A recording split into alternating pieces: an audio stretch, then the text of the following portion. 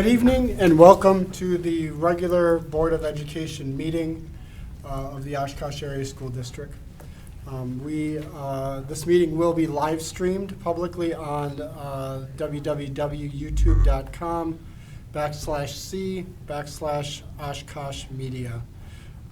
We are open to the community and we will have an audience that is in person for the first time since August. So thank you for that. Are we in compliance with open meeting law notification? Yes, we are. All right, thank you. And please call the roll. Heschel. Aye. Szilagyi. Aye. Wright. Aye. Wyman. I don't know why I said aye. Here. Yes. Carlin. Here. Here is good. Here. Carnes. Here. We have quorum. Here. Right. Dr. Davis, would you lead us in the pledge of allegiance? Yes. I pledge allegiance to the flag of the United States of America and to the republic for which it stands, one nation, under God, indivisible, with liberty and justice for all. Right, that's why I shouldn't read an email. Thank you for that. Next, we are on the approval of the agenda. This is the time in the meeting where we take a moment to determine whether we would like to move any agenda items around in the meeting to be respectful of the people that are here in the room and such, or if there's just a strategic reason as why we might do that. So is there any suggested changes to the agenda? Go ahead.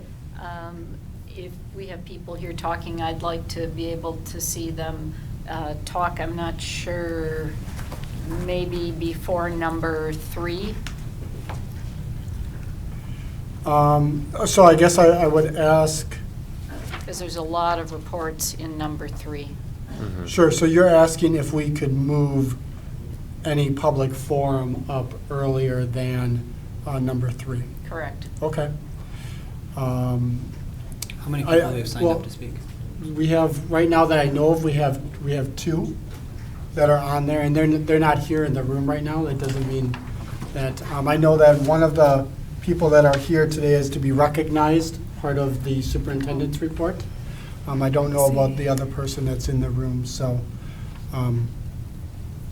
I guess in general, I'm comfortable leaving the public forum where it is. Okay. I don't necessarily know that it hurts anything unless the board would consider that to be a motion and then provide a second for that. For us to discuss it. Yeah. I would second it. Okay. So then let's have some discussion about moving the public forum up from where it is up to before number 3. Any questions, thoughts, concerns? My only concern would be that traditionally we have not done it that way, and so I'm afraid that there might be some people that don't think they have to be at the meeting on time who might miss the opportunity to speak if we're going to do that. Sure, and I guess my response would be to that is that the second the meeting starts is when we close the sign up for people to That's true. to speak for public forums. That's true. And I already have that list here Okay, yeah. by my side, so I don't necessarily know that that's a concern at this point. Yeah, you're right. No, it's not then. So My thought process would be that moving it up might make it more accessible, just based upon the fact that we don't know how long the reports are going to go. okay. So if people are able to speak earlier, that might be better, because they might not be able to stay here for an hour or Sure. however long it might be. That's why I think moving it up would be better. Okay. And if we were going to do that, then I would suggest we be consistent. So Yeah, that was my thought too, is that if we want to be aware of the public's presence here and their time, that we, would run this back to a future policy and governance meeting to be able to adjust the agenda policy to be representative of that. So I don't have a concern either way. If we want to do it, I think that's fine. So I think, go ahead, Dr. Herzog. I didn't mean to interrupt you, so I'm. No, I was just. I'm willing to going. wait until you're finished, sorry. We do have more supplemental reports than we typically do, so I would not be in favor of making this a policy decision, because oftentimes we have very few district administrator supplemental reports, but we have at least a couple on here tonight that I could predict could be long. And because we have people who have signed up for the non-agenda public forum, which means that they're not likely to influence our vote on anything that is on the agenda, That's that true. for tonight's meeting, we could change that. But I don't see that we need a policy change for this, because oftentimes we only have a couple of reports, and sometimes we have almost none, so. That's true. This is And a I would lot. see it differently if people wanted to speak to the agenda-related public forum. But sometimes, and this is a rationale for why other districts place those forums where they do, is that somebody's questions or concerns might be answered in an administrative report. And so it doesn't take up as much time, and they get to hear the rationale for why something was presented the way it was. That's just my opinion. Okay. Any other comments on movement? So it has been suggested that we move the non-agenda related, that's who we have signed up, is for non-agenda related public forum to just after 2D. So we should We take have a to vote vote on on that. that. We have to get a vote on and a that. second. Motion in a Right. second. I'm trying to. Eileen, did you get the motion in a I've got second? Wyman is the motion, I've got Wright as the second. Yes. Correct. That's it. Yep. So is everyone, I kind of shaped it a little bit further in regards to, saying that. Is everyone good with that as the placement? So it'd be just after 2D. Should she call a vote? I guess you should call a We have vote. to Yeah, call a she will vote. Okay. call a vote, just making sure that everybody Yeah, understands. just, what they're that's voting on. all I'm doing. Yep. Okay, please call the vote. All right, Salaji, Aye. Wright, Aye. Wyman, Aye. Carlin. Aye. Herzog. Aye. Carnes. Aye. Peschel. Aye. Motion carries. All right. So, moving on, any other items related to moving the agenda items? Okay. All right, so that was just to move that item. Do we have to now approve the new agenda?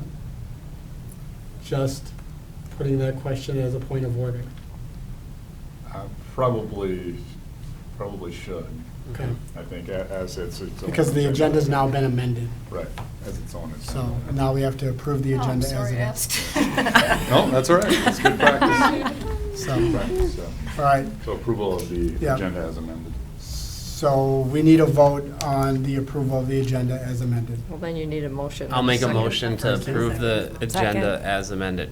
Second. Moved by Wright, seconded by Salaji. Any discussion? Please call the roll. Wright, Aye. Wyman, Aye. Carlin. Aye. Herzog. Aye. Carnes. Aye. Peschel. Aye. Salaji. Aye. Motion carries. All right. Thank you. So next on to board administrative reports. I only have a couple things here. Generally, March is considered Employee Recognition Month, and so I want to take a moment to recognize all staff, employees of the Oshkosh Area School District. It's not specifically a teacher or staff type of representation in relation to education, but we truly support the work that all of our staff do on behalf of the students of the Oshkosh Area School District. So thank you for that. And my next two things is this Sunday, I believe it's in the afternoon at the Oshkosh Public Library, is the annual Helen Farnsworth Mears Art Contest, which is a celebration of students of art from throughout the community. So that would be a good time to go. Check out the library, check out our great artists of the district. Next is Celebrate Education, is an event that's put on every year to celebrate staff as well and their acknowledgements and their creative and innovative ideas that staff do to support kids in our school district. And that event, I believe, is 5 to 7 at the Oshkosh Convention Center, and is typically widely represented by the school board and staff. And not just our district, but also schools that live within our Oshkosh area school district boundaries and the general area as well. So it's a great event that showcases education every single year, and it is open to the community to attend. Right after that and right next to it is typically the State of the City meeting as well, and so it's also another opportunity to find out what the city does day in and day out, its committees. It recognizes the engagement of citizens creating change and making our communities better. So those are all opportunities for us and the community to be involved in. That is my report. All right. We'll turn it over to start with Elise. All right. I apologize for the error up on the board. This is the good news report for March 2022. Sorry. Last week was a very fun and exciting week for the students and staff of North. We had our annual Sasquatch Week, which included dress-up days. So on the left we have pictured some teachers and students posing with our Sasquatch named Sassy. And then in the top right corner we have a picture from our pep rally, which included performance by the North dance team as well as male poms, and also a staff versus students basketball game. And shout out to the students for beating the staff by 2 points. All right. We also had an event called Sasquatch Scavenger Hunt, where cardboard cutouts of Sassy were hidden around the school, and students who found Sassy won a gift card. That's cool. Saturday was district solo and ensemble, and students from band, choir, and orchestra were able to showcase the solos and small ensembles that they had been working on for the past 2 months in class, and we have over 40 events advancing to state in April. Great. We had the All-City Orchestra concert, which featured students from Northwest and all of the middle schools, hosted in the North Fieldhouse. We also had our February band concert a few weeks ago, which had all bands perform as well as jazz band. On February 10th, Mai Lee Chang spoke at Wave Robotics. She is a North graduate who earned her engineering degrees from UW-Madison and also spent some time working at NASA. Last Thursday, the concert choir from UW-Eau Claire visited North and sang for all the choir students. And then some of the choir students were able to sing for Eau Claire and have a little workshop with them, which was a great way to work with students who are in music at a higher level. And tomorrow, the UW-Eau Claire Wind Symphony will be visiting the band class and doing the same sort of workshop with them. And this Friday, we will be hosting our annual Winter Formal. Communities 1 is working on this year. And the proceeds are going to From Surviving to Thriving by Driving, which is a project that funds driver's education for refugee families. Nice. And some upcoming events, so we have the Winter Formal on Friday, and the All-City Choral Festival next week. And then jumping ahead to April, we have prom on the 23rd and State Solo and Ensemble on the 30th. And that's it. Thank you. Thank you. Thank you. All right, so now we have our Oshkosh West March update, and I'm going to pull up my notes so I get everything right. All right, so recently members of the Oshkosh West O'Neill Honor Society raised over $5,000, and some of them jumped into freezing Lake Michigan, or not Lake Michigan, just Lake Winnebago, to raise money for the Special Olympics in Wisconsin. So congrats to everybody who jumped. I'm sure it was very cold. And as Mr. Peschel said earlier, we're really recognizing our staff this month. So we recently had a lot of teachers win awards. So Mr. Gerhardt, who teaches health at West, won the Wisconsin Association of Baseball Coaches. He won their Man of the Year award, so huge congratulations to him. We had Mr. Thurwatcher, who's a drama coach. He's also an English teacher and a drama teacher, does a lot with speech and debate and forensics. He won the Donis D. Roberts Award from the Speech and Debate Association, which recognizes coaching excellence. It's also Athletic Trainers Month, so a big thank you to our trainers, Travis, Tyler, and Dan, for keeping us healthy, keeping us in sports. And also a big thank you to our school social worker, Courtney Wagner, as it is National School Social Worker Week. And then I wanted to talk a little bit about the Rudoy Outstanding Teacher Award winners. So we had 3 teachers win that award from West. Mrs. Meyer, who teaches choir, Senor Olivares, who teaches Spanish, and then Miss Wayne, who teaches English. And I've had all 3 of them in some capacity. Miss Meyer she taught me actually when I was in middle school at like a band camp. I'm not in choir, but I went to a band camp, and she was there and she taught me there. But I've had Senor Olivares for the past 2 years, and Miss Wayne, I had her my sophomore year. And especially speaking to Miss Olivares and Miss Wayne, these are teachers who've really made a huge impact on me, and they're teachers who I'm going to remember forever. And I think I speak for all students when they're teachers that we can go to and we feel like we can trust. And so I really couldn't think of more deserving staff members for these awards. And I wanted to thank them for all they've done for me and all they've done for West students, and I'm so glad that they are being recognized and winning this award. Oshkosh West recently had Coffee with a Cop, so our Officer Brickham, and I think in conjunction with the Oshkosh West, what's it called? I'll think of the name later. But we got to put, I think with the cafe, with the Oshkosh West Wildcat Cafe was great. So we put on Coffee with a Cop. So we had a rescue dog in, a canine, and so it was a really fun time for everybody who was involved, and we got to talk a little bit more with Officer Brickham and get to know her.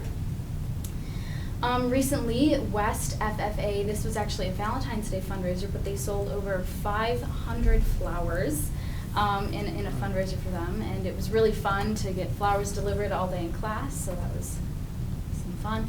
And we also have some athletic recognition going on tonight. So first of all, we had we had Claire Seltzer and Elijah Jeffers, so they're both in multiple sports at West. Win the WIAA Scholar Athlete Award, so that's recognizing people who show excellence not only out on the field or in the court, but also in the classroom. We had our swim team, our boys swim team finished up their season at sectionals. Roman Martell, he's a senior at West. He took 5th at the state wrestling tournament, so congratulations to Roman. Olivia Navin at Oshkosh West is headed to state for gymnastics, so good luck to her. And then we have the bowling state champ. So our bowling team went to state, and senior Xavier Gothter actually took home the title in boys singles, so congrats to Xavier. We've also had a lot going on with music lately. So last Saturday, there was the solo and ensemble, and so like North, we had dozens of kids qualify for state, so we're super excited for that coming up. We also, so that's kids from in choir, orchestra, and band. And Elise also mentioned also the orchestra concert, which was great, and was big thank you to North for hosting that in the field house. We had our February band concerts, so all the kids got to do that, so that was exciting. And yeah, I believe that's all as music goes. In other announcements, a big congratulations to our forensics team. Several members qualified for nationals, so they will be heading to DC in the coming months. And then also, we're all excited, very excited at West, that Donut Fridays are back. So this is an opportunity for clubs to fundraise by selling donuts, and it's wildly popular among the student body. I think we sold all of them within first hour last Friday. So we're all very excited that Donut Fridays are back. And then some upcoming events. So this Friday, Oshkosh West Wrestling is having an event where we're bringing in Hornswoggle. Thank you. Hornswoggle. I didn't remember the last name. But it should be an interesting show, and it's a fundraising for our wrestling team. So please come on out. Tickets are currently on sale at the Oshkosh West Bank, so you can come see that. It should be very interesting. I plan on going. I'm excited. And then also on Sunday at 3 p.m. at Alberta Kimball, the Oshkosh Youth Symphony is going to be performing. So that group is made up of kids from West, from North, but also from Lourdes, Xavier, Appleton schools, Fond du Lac, kids all around, but mostly West and North. So It's really great because it brings kids from a lot of schools together. It's directed by Yukiko Brine, who teaches orchestra at both West and North. And so, yeah, come on out. It's our Masterworks concert, and there's going to be a great show. And that is all I have, I believe. Great, thank you both. Appreciate that. Thank you. Okay, so on to the superintendent's good news report for tonight. To start with, Reed Elementary recently collected change to make a change in their community. The students collected over $650 and used the money to buy hand and foot warmers, bike locks, backpacks, and more for the day-by-day warming shelter. Third graders were able to present the items while the rest of the students tuned in via Google Meet. So great job, Reed Elementary, and thanks for giving back to your community. Oshkosh West students Brianna Young and Lily Mott recently won first and second place at the Love Shouldn't Hurt art show sponsored by the Christine Ann Center. Artwork was displayed by area middle and high schools at The Grind, and the public voted on for these winning pieces. So great work, Brianna and Lily, and everyone who shared their talents for that great event. The Communities program at Oshkosh North has been learning about refugees and students with refugee backgrounds, specifically why being able to drive matters for these families. The Communities students are proud to introduce their From Surviving to Thriving by Driving project. It was a way to raise funds by hosting this year's winter formal at Oshkosh North. Money raised will be used to provide driving lessons for people with refugee backgrounds. So great work on that project. Oshkosh West is focused on celebrating student growth. 3 years ago, the school developed a 180-degree award program. The annual awards are to recognize students who have made the 180-degree turn by showing at least 0.75 growth on their GPA from the previous spring.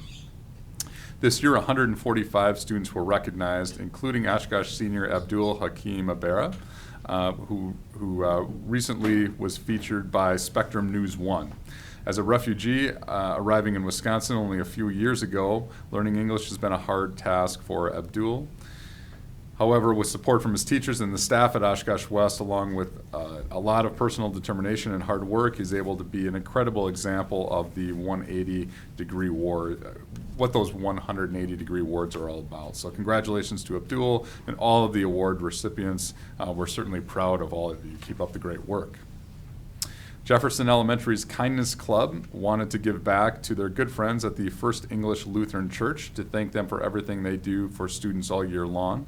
Members and volunteers of the First English Lutheran donate hats, scarves, books, classroom materials, and weekly food bags for families. And that's just a few ways that they support Jefferson. So Jefferson and the First English Lutheran have an amazing partnership, and the school appreciates them very much. So we had a little event there, so thank you for that.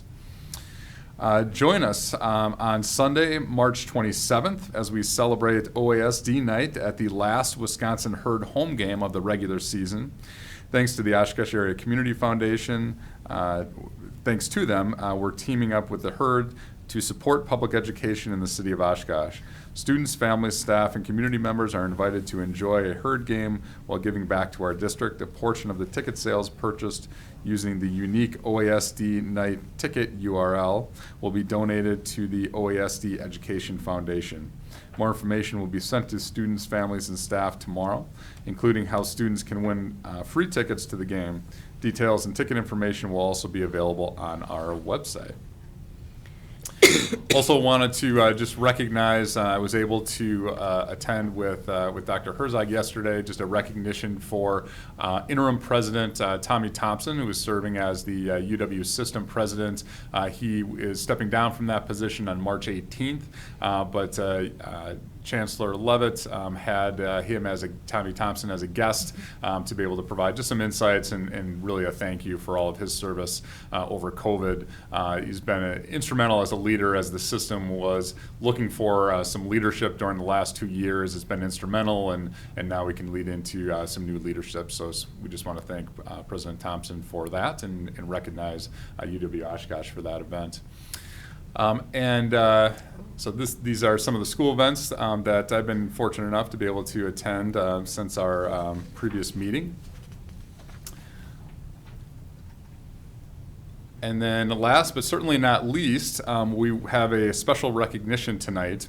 We're celebrating National School Breakfast Week, so that was March 7th through the 11th, an opportunity to celebrate our incredible school nutrition staff and a commitment to ensuring that students start their day ready to learn. And we have a special guest with us tonight. Michelle Strauman is the Food Service Director for the Oshkosh Area School District and has been instrumental in her leadership leading us through the pandemic. We know that during the pandemic, one of the real issues for many students and families was food security. And we know that food security is many times dependent on schools being open. And when we were, in our virtual stages or our hybrid stages, sometimes those opportunities weren't there. So Michelle and her team has stepped up continually throughout our last 2 years. We just want to formally recognize her with a plaque tonight as a Breakfast Hero Award winner for 2022, providing breakfast and the entire food service program, really stepping up to serve our students and communities. So want to be able to give Michelle a round of applause, recognize her for all of her great work. So thank you so much. So Michelle, come on up and we'll get a picture quick.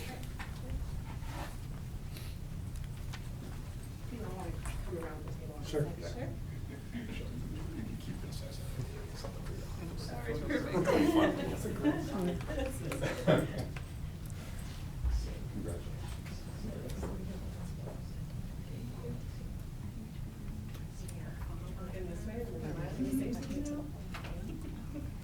Faces. I think that's nice, right? Thank you.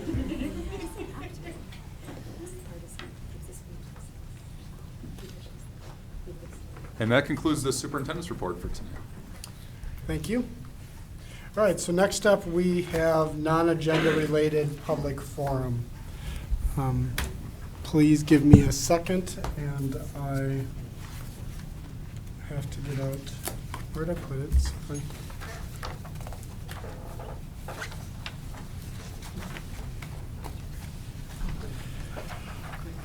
So a total of tonight's, a total of 45 minutes during tonight's meeting will be allotted for non-agenda and agenda-related public forum. Each speaker will be allowed 2 minutes to speak. When addressing the board, one, please clearly state your name and full address and the topic you wish to address. If you are acting as a spokesperson of a particular group of individuals, please indicate the group that you represent. 2, please state clearly and concisely the matters of concern. 3, please limit your comments to 2 minutes. 4, please remember that the use of specific names of district personnel, titles, or identifiable descriptions may lead to legal liability. In such instances, please pursue the district's formal complaint process by contacting the superintendent's office at 920-424-0160 to have your comments directed to the appropriate administrator. All right. First on the list, we have Ms. Krista Brenwood. Please clearly state your name and address and the topic that you wish to address. And you have 2 minutes. Hi, my name is Krista Lee Brenwood. And what else did you need? You need my address? I need your address. 1821 Iowa. And please stop over for a cup of tea anytime. And topic I wish to address. First, I wanted to thank everyone who was in attendance earlier at the listening session. And we had a very nice conversation. And it was really nice to be able to speak to some people here in the district face to face. And I think we came to agreement in a lot of different areas and found some common ground to help us move forward. I think the only outstanding issue that I'd like to address tonight is, again, I would really appreciate it if this body would address publicly the events that happened as a result of the August 25th meeting last year, where the parents of the district who wished to speak didn't get to, and then this meeting was used in a publicity stunt by the National School Board Association to label the concerned parents who disagreed with the masking policy as domestic terrorists. And I am not a veteran myself, but my father is, and come from a long line of patriots. So I just found that as a real slap in the face, and to know that, the FBI is listening to all my phone calls is really a sad state of affairs. So I would just really call upon the board. I am aware that the Wisconsin division immediately separated from the national organization, but I just think that would go a long way to all the parents who were in attendance that day and other people from the community that you guys disagree with that. That would be really fantastic. So Okay. that is all I have to say today. Thank you all and have a good night. Thank Thank you. you. Thank you. I would just like to make a clarification on behalf of the Wisconsin Association of School Boards. I am a member of that board of directors, and we voted in, I believe it was in the fall, probably November, to not participate in any National School Board Association events, including conventions and so on. The state board is a member of the National School Board Association, along with all of the other 49 states, which does allow school districts to participate, other school districts to participate in their conventions and workshops. But on the state level, we have chosen not to do that. This time, we have not formally broken our ties completely with them. However, we have made it known that we did not appreciate the comments that were made in that letter, nor did we condone use of terms like domestic terrorists. Thank you. Thank you. Next up, we have Mr. Eric Lenz. And please come on up. Thank you. Take a seat, state your name and address, and you have 2 minutes. Hi, my name's Eric Lenz. I currently reside at 805 Leeward Court in Oshkosh. The issue I wanted to bring up tonight was something I found out a couple weeks ago, 3 weeks ago. I'm sure everyone's aware of it. I had actually found out from another parent that it took place, and I found out that the district or the school had sent out emails or paperwork, and somehow when you have 2 parents juggling lives with kids and whatnot, sometimes communication gets broken. And I didn't know about this, but I had found out that the kids in the Oshkosh district were given a mental health screening and wellness. And to me, what was most disturbing, when I called the school at Merrill, I spoke with their counselor. She had told me that she wasn't privy to any of that information. So then she gave me the number of a woman that worked at the Samaritan Counseling Center of the Fox Valley, which I found out obviously is contracted through the OASD. Now this person, her name was Kelsey, told me that she couldn't do anything either.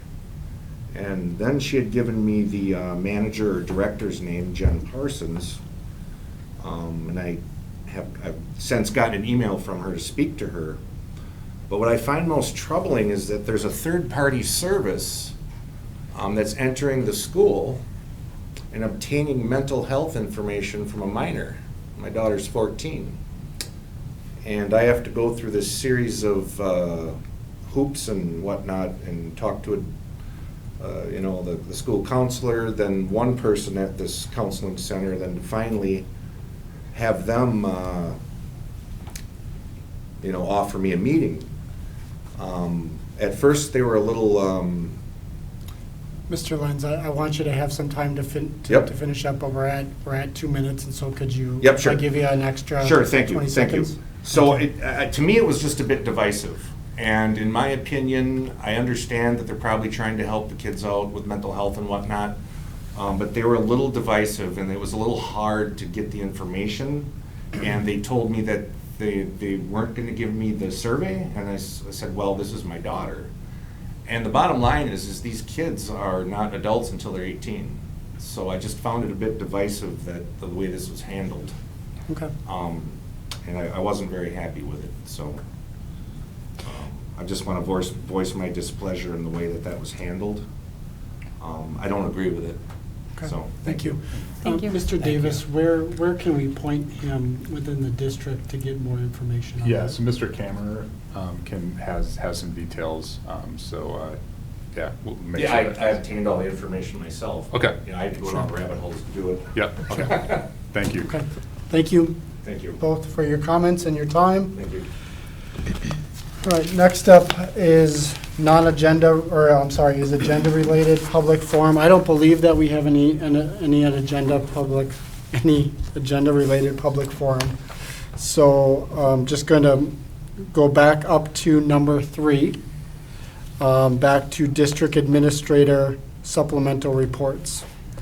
And we're going to start with A, which is COVID-19 update provided by Mr. Kammerer. Good evening, everybody. Good evening. Good evening. Good evening. We're a little slow over here. All right. So to start out tonight, I'm going to touch on the weekly Winnebago County report that comes out, as I always do.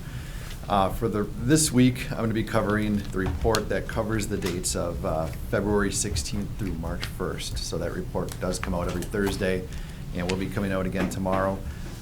But for the last 2 weeks, the case rate for the geographical boundary of our school district has been 170.4, which places us in a high category. So that continues to come down dramatically from where we saw it peak in January at about 4,216.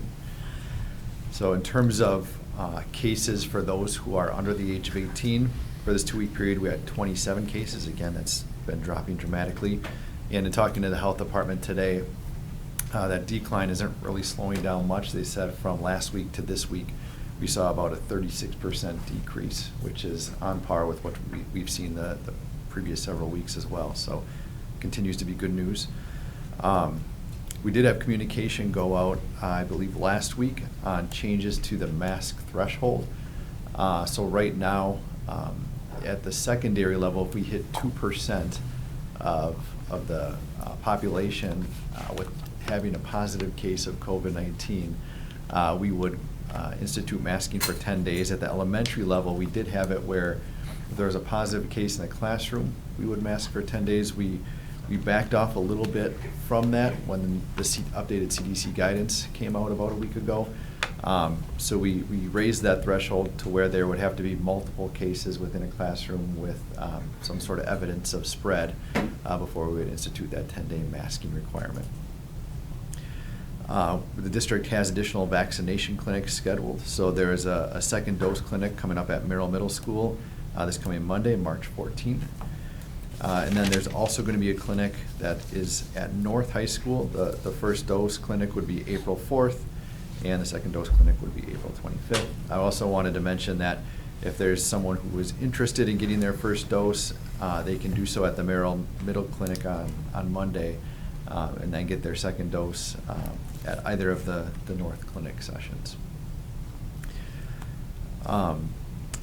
The district recently ended our district office COVID-19 testing location, and that ended last Friday due to a significant decrease in the demand for tests. However, testing is still readily available at Summit, which is on the south side of Oshkosh, and Sunnyview Expo Center, which is on the north side. And then finally, our COVID dashboard was updated most recently on March 3rd. At that time, we had 5 active cases. All of those cases were students, and they were at 5 different schools. And then for the school year, we've had a total of 2,595 cases since the beginning of the year. That dashboard is updated every Thursday, so tomorrow, by the end of the day, it should be updated on our website. That concludes my report. Thank you. Is there any questions? Go ahead, Mr. Carnes. Can you, I don't know the difference between these two, seeing these numbers. The CDC county map has our area listed in the low category, whereas the one for the Winnebago County Health Department has us listed in the high category.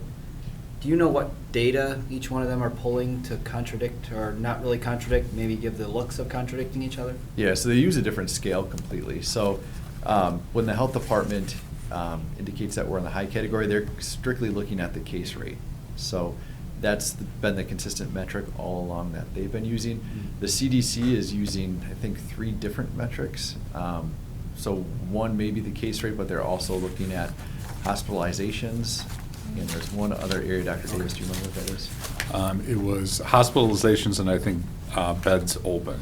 I think it was capacity, looking at capacity percentages. CDC's pulling from a couple. Yeah, they've got 3 different metrics that they're pulling from. Because I know that's a lot of the conversation in the area, right? When the CDC drops to low and you Correct. see the masking stuff rolling back a lot of Yeah. other So, places. yeah, a broader look. And then I guess I would like to ask for Dr. Davis for staffing. Are we noticing a much more healthier staff, people in buildings, and a lot less demand on substitutes right now? Yeah, significantly different than where we were in January. And I would say probably the last week in January is when we really started to see a move in the right direction. February, we continued to see that improve to the point now where, as Mr. Kammerer said, we don't have any, as of the dashboard for last week, we didn't have any active cases among staff members. So that's significant. Yeah, we had one staff member who was quarantined for illness, but that was the extent of it. Yeah. Good. So. That's great news.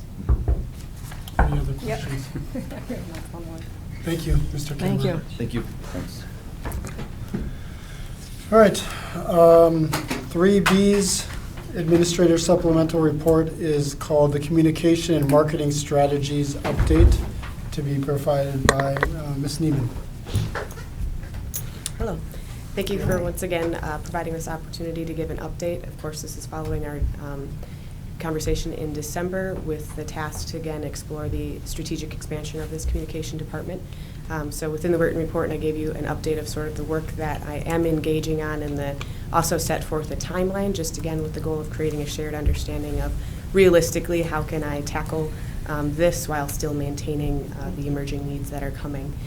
So since that conversation, I've worked with Superintendent Davis and other district leaders just to, again, get on the same page to be strategically moving this forward. I've spoken with other districts that have communication departments to understand what avenues they went through and things maybe that they would have done differently to, again, make sure that that growth makes the most sense for their needs. And then also worked with a communication consultant to do similar exercise to move us forward. And then working with individuals that can provide some temporary support related to some of the heavy lifting communications needs that have been emerging and really need to be tackled for the remainder of the school year. So like I said, right now it's a matter of doing all of that while also maintaining the just regular day-to-day needs, which is exciting and certainly moving us in the right direction. It's just the reality of where we stand right now. So again, I'm happy to go into anything further, but as we discussed last time, the goal is to not only respond to the emerging needs of creating more bandwidth from a storytelling and marketing standpoint, but also ensure that we're able to use this position to really tackle the large and strategic communication goals that were identified in the communication audit as well as my communication plan. So looking forward to, again, moving that forward with the goal of a summer timeline to be, having the conversation of this is what we want or this is who we want, and then bringing that into the district for that work to be done. Oh, thank you. Questions? Yes. Are you saying that you're not going to get any assistance until summertime? No, I'm saying, I don't necessarily see a position being brought on until that point. I've done outreach with UW Oshkosh as well as some freelance, or not freelance, but just marketing support through some of our current partners that can again take on some of the heavy lifting specific to our facilities and referendum communication.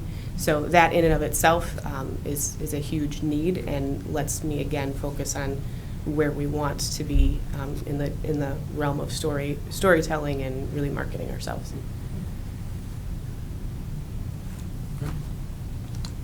Go ahead, Dr. Herzog. First of all, I want to thank you for taking on this role at least 3 years ago, probably going on 4 at least. Mm-hmm. I think you've done a phenomenal job in this role, and I've seen it from my perspective, evolve from how it was first presented to what it's become. You do a whole lot of internal communication. You were extremely busy, I know, during the 2020, leading up to the 2020 referendum, and then going beyond that. So I want to thank you for helping us understand the value of this. I know that Dr. Brown had a role prior to your coming on board in addition to her day job, so to speak, and so you've just done a wonderful job, exceeded my expectations, so thank you for that. The one thing I wonder about from the 2018 to 2021 communication plan was something that was done, I know, for a while, and then I don't know that it's being done anymore, and that was a summary after each board meeting, which I believe went to the staff and the community. I know sometimes sitting at this table, we think there are a cast of hundreds, if not thousands, who are on the edges of their seats at home watching these meetings, but that may not be true. So I really value those summaries that you sent out, because I think it was an excellent way of being open and transparent as a board and helping us engage our community, which is another one of our strategic goals. So I'm wondering if that's something that you would consider returning to, or? Yep, absolutely. Superintendent Davis and I actually had a discussion on that. I think it was this week with the plan to begin resuming them this month. They were paused just again with bandwidth with COVID. Again, since I've been able to move past a lot of that work, and again, it's just getting back to the cadence of the processes that we've created. So we'll resume those and move those forward as well. Very good. Well, again, thank you for helping educate me and I think others in the district on the value of having someone who communicates as well as you do and as frequently as you do, and helps us to be open and transparent with our community. Thank you. Any other questions? This is good stuff. Yeah. Thank you. Appreciate it. And again, Yeah, thank you have the support of the board moving forward, so, and we will do our best to make everything that you're asking for to happen.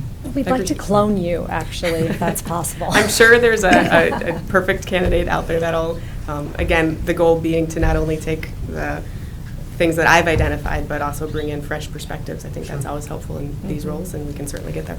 That's great. Thank you. Yeah, Thanks, thank you. Katie.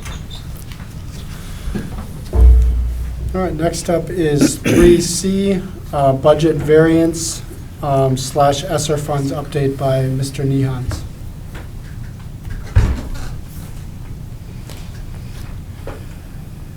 Good evening, everyone. Good evening. So the budget variance report, we are tracking fairly similar to how we did last month. Our revenues are still tracking as they typically do. Expenses there's a 2% variance in the expenses to our budget right now. So if you follow our trend, what that would mean in dollars at the end of the year would be approximately a $3.4 million surplus.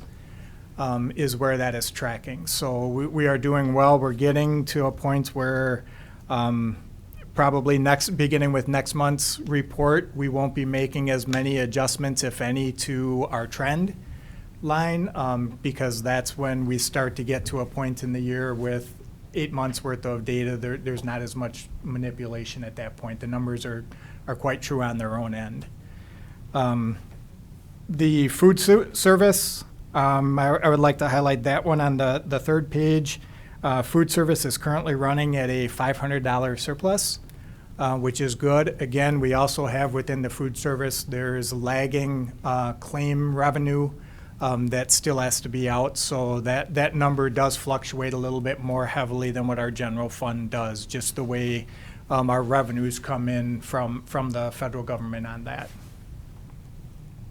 With the ESSER fund report, that really didn't change. We didn't make any claims since the last month. I know I worked with our assistant controller who manages the ESSER funds for us as an accounting process, and she made a claim this week, so we won't see an adjustment on that report until April. So in April, we'll have a little bit different numbers. We'll be able to speak to some of the differences from the original report at that time.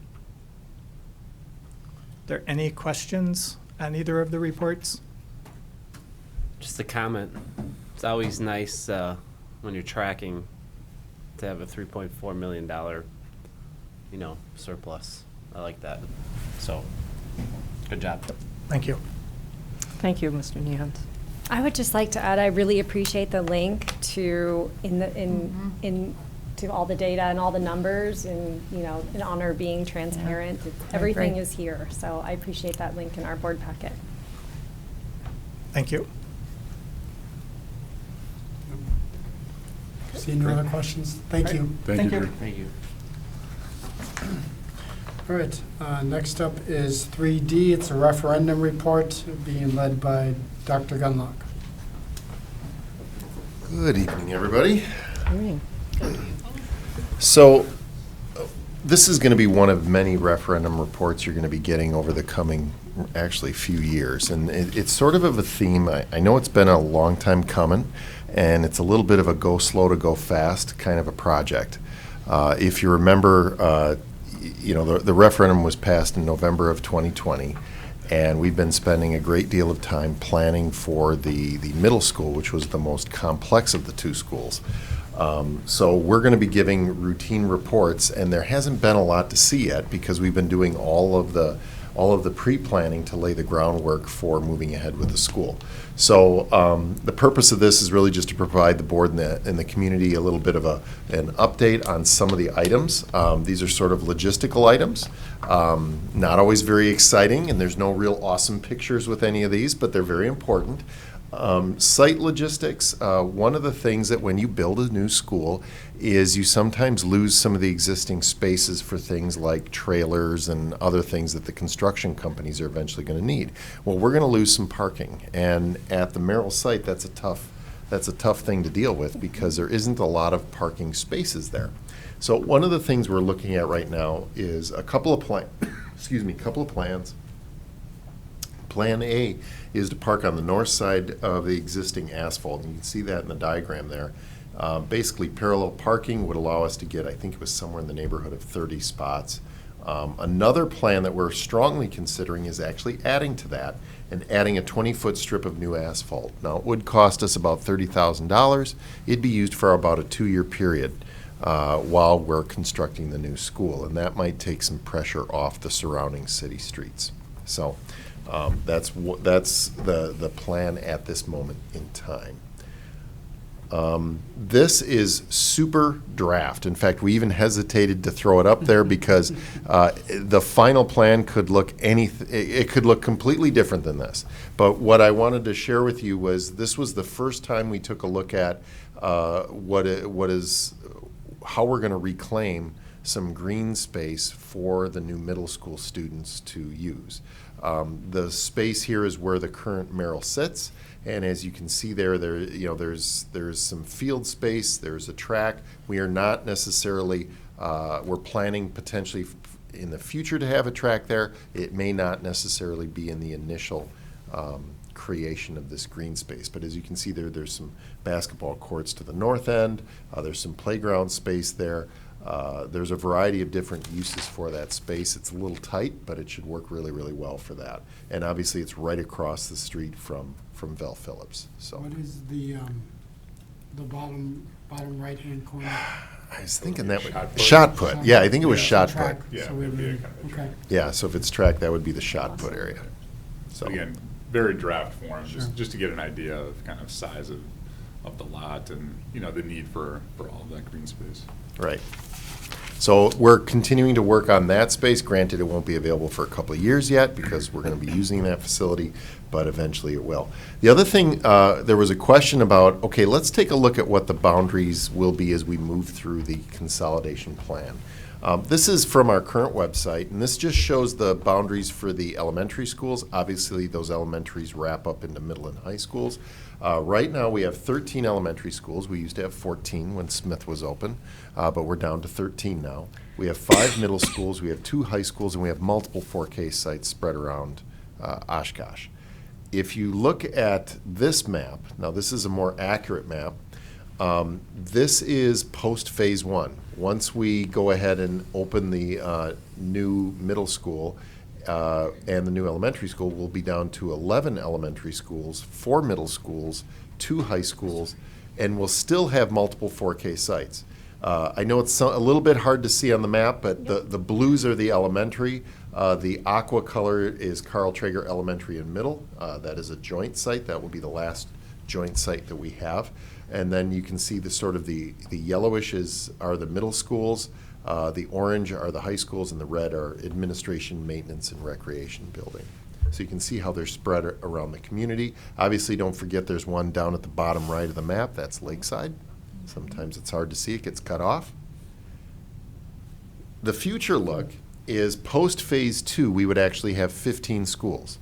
Now, I know we originally said 14, but I really think it's important for us to identify the 4K Center as its own school. You know, it really is. It was always intended to be such. So we would have one 4K Center, which on this map, that would be what Shapiro currently is. We would have 9 elementary schools, 3 middle, and 2 high schools. We consider this to be the final configuration. And while phase 3 and 4 focus on West and North High School, they wouldn't change the quantity of schools necessarily. So this is phase 2. And as you can see, what struck me about this is the schools are really spread pretty evenly around our community. So it actually, you can see there where it cleans things down a little bit and consolidates. As far as future updates, we're going to kind of focus on reiterating past work, update on current improvements, and projecting future work. There's going to be a lot of pictures, probably some video. Obviously, we'll have something, I'm sure we'll have some sort of drone footage as the building begins to go up, but that's going to be in upcoming updates. And it sounds like we're going to be doing those monthly. I think it's wise to be doing those monthly because while things have not changed a whole lot in the past year, they're going to change a whole lot in the next year going forward. So, any questions? Seeing none. Thank you. All right. Thank you very much. All right, now we are at 3E, and that's the selection of the general contractor for the Val Phillips Middle School, to be led by Mr. Nehans. Included in your board materials is a resolution as well for this for your consideration. We ended up with 3 contractors that submitted bids. Myron Construction was pretty significantly the lowest bidder. They have been working with the district and with Bray Architects to try to make some alterations to the original bids to get us closer to the original budget that we were projecting out. If you remember from our last month's meeting, we were calling that value engineering. So they were helping us through that process to get this back on where we needed it to be. So we have gotten to that point. We are in a good budget place for that building. So it's our recommendation that the board would approve Myron as the general contractor for the Val Phillips project. Any questions? Go with Mr. Carnes and Ms. Wyman. What was the initial hope for this middle school? Was it 50 even? For the budget, Yeah. for the building? Yeah. It was 46 million. Okay. And So the- overall, with soft costs and everything else, the original budget was 53 million. Okay. And that's not what's included in there. So if you look at the numbers that were included in your report, the relatable number to that would have been 46 million. So where, are we down at all from where we were at the last couple meetings when we were? Correct. We are now, at our last meeting, when we made the decision to shift that $4 million there, we value engineered the remaining 750,000 to get to, so now we're right on where we should be. Okay. With where we are. So we are sitting in a good place. We made several alterations that Bray and Myron helped us work through to get to that point. Okay. Can you give us an example of two of the big hitter changes that you implemented? Oh, geez. I can I get those to you? Off the top of my head, I'm trying to think of what were. I just wondered if there was one or what were two that the- you said, aha. Value engineering. Yes, well, one of them was we have removed the indoor track from the elevated track in the gym, with some other opportunities that we've been looking at with the FAC 2.0. That was a fairly significant cost that we decided at this point probably was not going to be something we could maintain within that scope of that.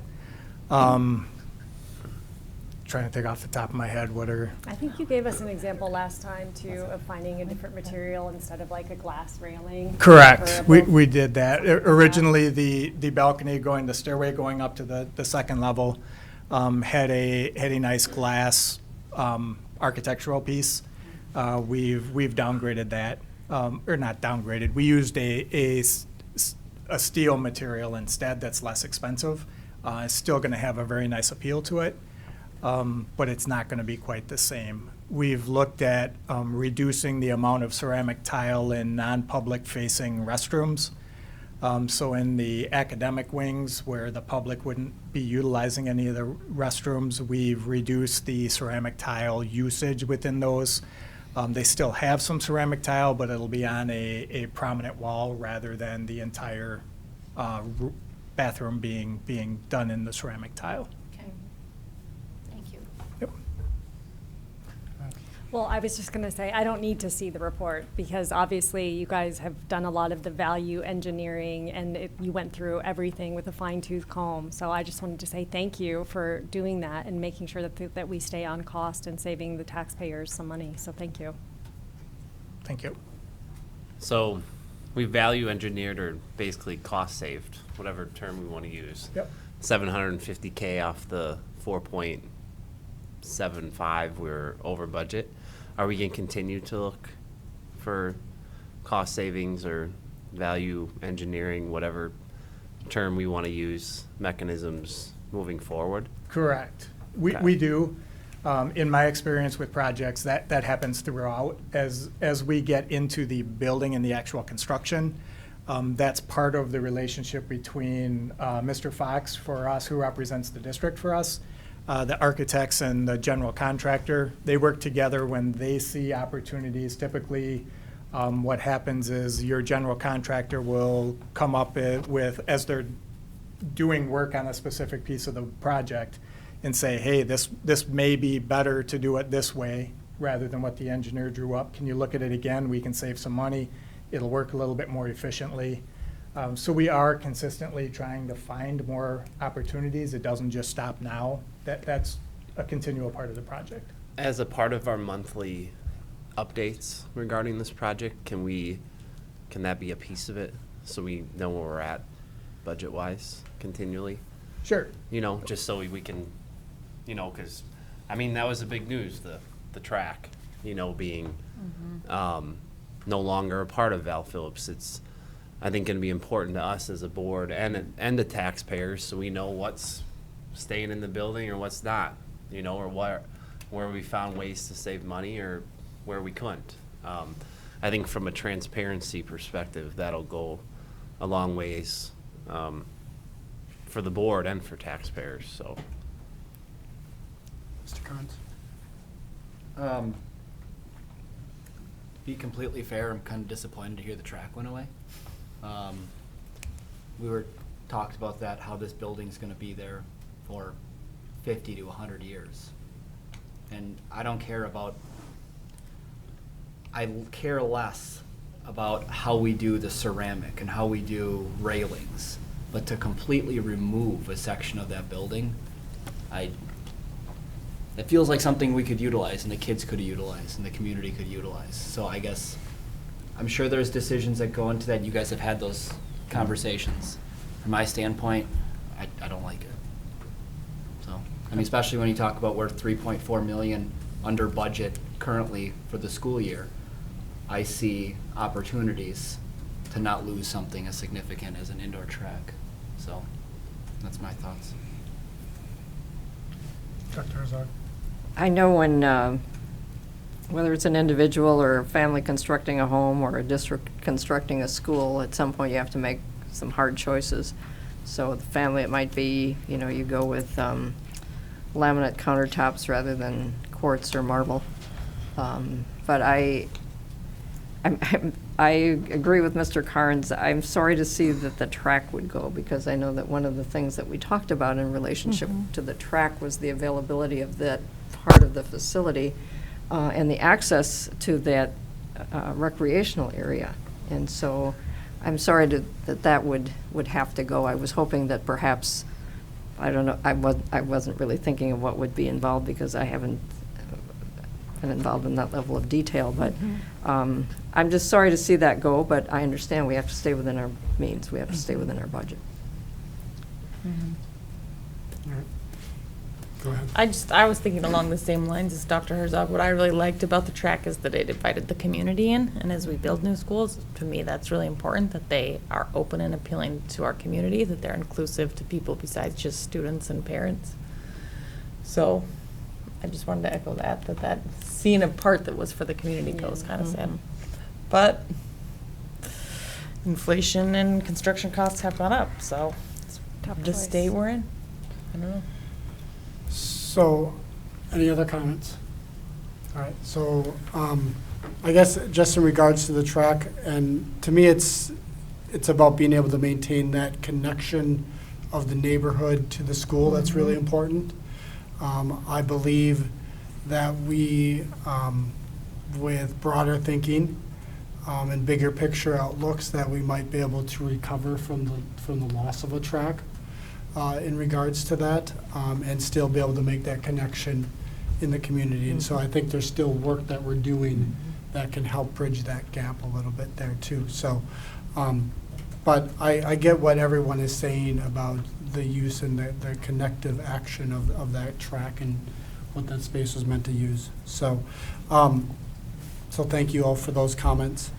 My next comments kind of relate to a conversation that you and I haven't had for a while, Mr. Nehans, and it's related to a conversation I think we had back in like June about the contractor that we choose creating opportunities through like apprenticeships and finding and making connections. If it's going to be Myron, we make a connection with Myron to provide apprenticeships for juniors and seniors in our high schools to have opportunities to be educational and employment opportunities to be part of the building of our new facilities. And I guess I would implore you to go back to Myron and talk about, and to try to create that connection and bring in the people that you need to try to create a really cool program like that, because I think it would be great for one of our juniors and seniors to get some level of experience of learning on how to get some type of construction experience or some architectural work or design building experience, and being able to say, well, I helped design or build physically that portion of the school. I think that's a great story for us, and I would encourage us to try to build those relationships in our district. It's much similar to what we do with Oshkosh Corp or what we do with other companies that are utilizing our future brain trust and our future hard work of our students. And so that's something I'd like to see. And so if you can work that out and come back to us on that and see what can be worked out on that, that would be wonderful.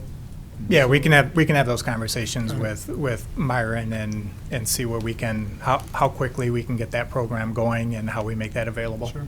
I bring in the tech. I right now currently sit on the board that kind of chooses the directors of the tech as my role as president, and it would be great if that were part of our story when we're meeting with other districts across the district, across the community about how we used Fox Valley Tech and Myron and our students to build a brand-new school in the Oshkosh Area School District. So Yeah, I think that's there's opportunities there. So I'd like us to see if we can make them happen. Okay. So that was all I had related to that, so thank you. Okay. Thank you. Thank you. Thank you. All right, we are on to number 4, and generally at the first meeting of the month, we don't do any type of committee reports and everything, but knowing that we're going to be making a decision or having a discussion and potential decision on some of the work that we're doing on literacy in the upcoming month, we thought it was good to get an update from the Education Committee from the meeting that took place on last Friday. Sure. And so Mr. Carnes is prepared to give an update. Yeah, thank you. So we met on last Friday, March 4th. We had Diana, representative from CISA 6 there, talking. So what we did is, and Dr. Davis, feel free to jump in and correct me or clarify if you need to. We know our literacy needs some work, and so what we wanted to do is have CISA 6 audit that system and our program and give feedback as to what we can improve. And so they came back and talked to us about what that is. And so the audit began with conversations regarding the review of resources in an effort to understand what is being used. Data was collected regarding district expectations, student engagement and agency, alignment to the Wisconsin ELA standards, foundational skills, rigor, equity, clarity for teachers and stakeholders. So through that, they looked at our current programs that we have in place and what we can add to that. Just kind of jumping around here a little bit. A lot of the conversation was regarding where we are and where we're going when it comes to the action plan and what that means. And on March 30th, we're going to talk a lot more about this and really get more in depth with it with everyone here. From my standpoint, it feels like we understand that we do have a ways to go, but we have a path to get there. Mm-hmm. And so we're going to see more of what that looks like. Dr. Herzog, you had a good statement at that meeting about, what that means for where we're going forward and where we have been. And so, we are here because we have some deficiencies in our system, and we know that, and we're going forward with it now, and we're gonna put all of our effort ahead of that. We're looking at equity and representation within our district as well, and what that looks like. We're looking at making sure we're doing a lot of education with our staff and our teachers, making sure that we're involved not only with them but the principals as well, the administration within this building. And so it really, you guys will see the action plan is pretty thorough. And we're going to make sure that some of the areas that the community is really interested in when it comes to dyslexia and other items are spelled out as to what we are doing to include them. Because as we talk about equity, it encompasses a lot of stuff, and that includes everyone. So Liz, you were there, Dr. Herzog, Ryan, you guys, it's an important part. We're going to talk more about it, I know, in 3 weeks. But if I missed anything from that, you guys wanted to just jump in on without a discussion. I don't know if there's anything else you want to add to that. I'm just very excited for the March 30th meeting. Yeah.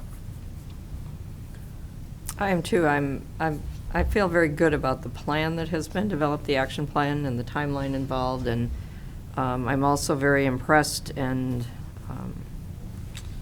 very pleased with Dr. Davis's repeated stated commitment to improving the instruction and the learning and the growth of literacy, because that is so critical to our students' success. When we talk about college, career, and community ready, we have to have students who are at or above grade level.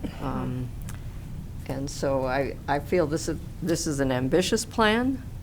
It's doable, and I believe there's a strong commitment of administration, starting with Dr. Davis, to make this happen. Thank you. Yeah, the only thing I would add, again, and just want to echo just the support from the CISA 6 Literacy Center.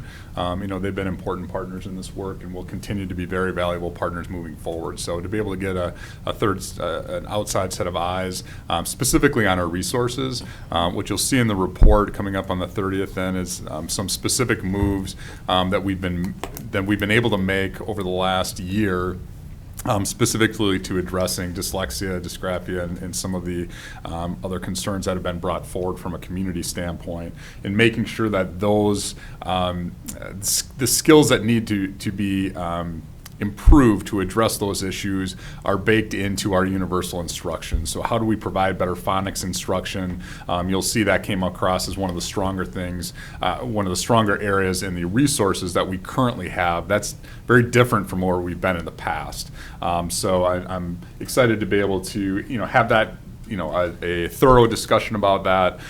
But again, just want to thank CISA 6 for their partnership. Thank Dr. Brown for her leadership in her department, and also Director Kuhop specifically in our early literacy, Director of Literacy, but specifically with our early learners, because her leadership has been significant over the last 6 months that she's been here. So that would be it. Can you please repeat the date and time of the meeting in case anybody out there that's watching wants to attend?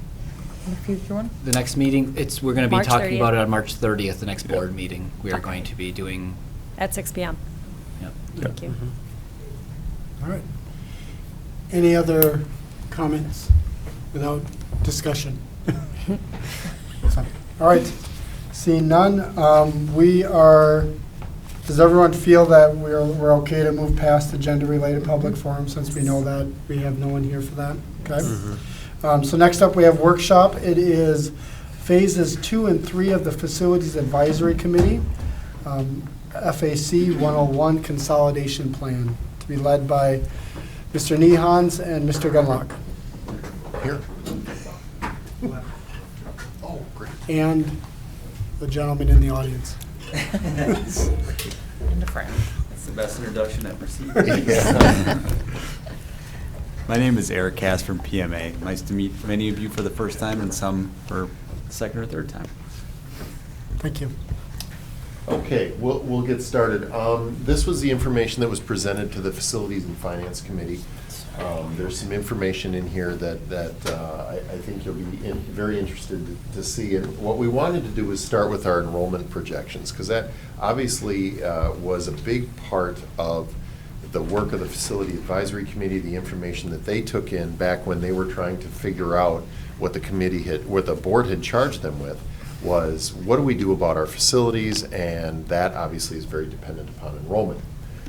Here's a graph that, the only reason I throw this one up here is you can see it shows that we're a declining enrollment district, and we are. Along the bottom, there's several ways you can calculate that. There's a baseline of information. There's what's called a 5-year trend, where you project out for 5 years. There's a 2-year trend. It's obviously less accurate, but a shorter time frame. There's what we call the kindergarten trend, where you base the enrollment just on the kindergarten enrollment, and then you roll that forward. And then there's actual on the left of the line. What was interesting about this is this was a study that was done in 2018. This was before COVID ever existed. This was before anything in terms of virtual learning or masking, any of that stuff. This was way, way, way before that. And this was done by the Applied Population Lab from UW-Madison, and they do fantastic work. I don't know how they do it all the time, but they are, when you look at their results and you look after the fact to see exactly how accurate they were, they're extremely accurate. What they put us at 21-22, if you look right there, is somewhere in the 9,100 to 9,280 range. So it's sort of in the 9,200 range is where they're saying we ought to go. If I were teaching statistics, I would say you should probably use your 5-year trend. It's a longer trend. It should bend properly. Let's take a look at what the data has shown us. So the blue lines here are actual third Fridays.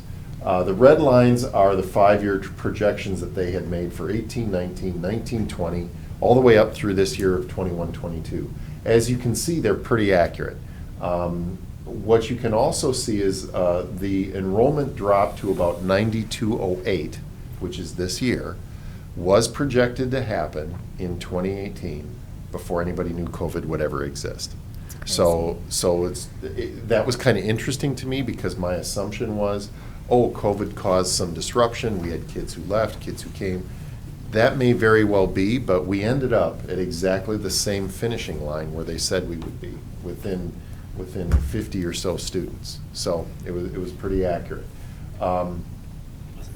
What that shows us is that we're going to probably continue to decline. We'll probably hover at around the 9,000 mark, and then things may change thereafter. That's about as far of a look as we can take. So that was one piece of information that the original board at the time and the Facility Advisory Committee really took a look at. The next thing they looked at was a facility study that was done in 2017. The process did a lot of information gathering. They did existing building tours. They toured all of our buildings. They did an architectural and site analysis. They looked at the engineering and building systems. They looked at ADA and what would have to be done to get things up to ADA standards. And they took in maintenance and custodial feedback. They came up with some of this information. Now, why I say it's some of this information, because you'll notice we pulled off some schools off of there. We pulled off Webster, we pulled off Merrill, et cetera. That number was much higher originally, and we've taken tens of millions of dollars off the cost to update and improve those resources, because we're going to be improving them through new construction. We did leave, Washington is still on here. That probably could have been taken off as well, because that school will, once the new elementary school is completed, we may no longer need to be using that facility. My guess is it was left here because we haven't come up with a final dispensation for that facility as of yet. One thing we wanted to do was adjust it going forward to 2026. In other words, granted, we have Val Phillips being constructed, we have a new elementary school being constructed, but by 2026, what is going to happen to the costs of fixing these buildings? And as you can see, the remaining buildings, it goes up to about $102 million. And mind you, that is just to repair those facilities and building systems. That does not necessarily modernize the learning spaces one bit. You still will have a building like South Park that's over 100 years old. It's going to look just like it does today, and it's going to act just like it does today. I mean, it might have better HVAC systems, et cetera, but a lot of those needs would still exist. So the work of the committee came up with the board-approved consolidation plan. And it's important to understand that we originally weren't going to do this. We originally were going to start with what phase one ought to be, plan that out, communicate that to the voters, and see what's going on. And what we found from the community really quick was we don't want to vote on anything until we know the end of the story. We want to know phases 1, phase 2, phase 3, phase 4, because that's the only way we as taxpayers can really feel confident that this is part of an overall plan. And that made a lot of sense to us. So we had to put a lot of polish on this. This is currently as we existed. This was right after the closure of Smith. This is as we existed at that time. And as you can see, we have 13 elementary schools, we have 5 middle schools, and we have 2 high schools. This is the option plan that was referred to as Plan B. That is phase 2 and what would occur there.